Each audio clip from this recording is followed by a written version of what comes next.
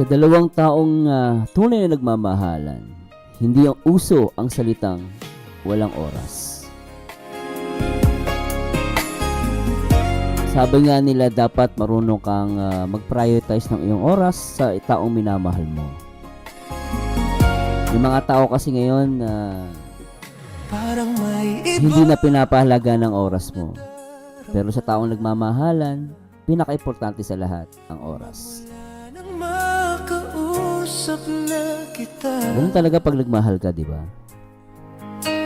Kailangan ibigay mo hindi lang ang pera. Kailangan mo din ibigay ang iyong oras, panahon. Dahil ang panahon ay hindi mo na mababalik pa. Kaya napaka-importante ng oras sa isa't isa. Hello guys, magandang umaga sa inyo lahat. Ito po ang paborito niyong DJ Rizano TV 2.0.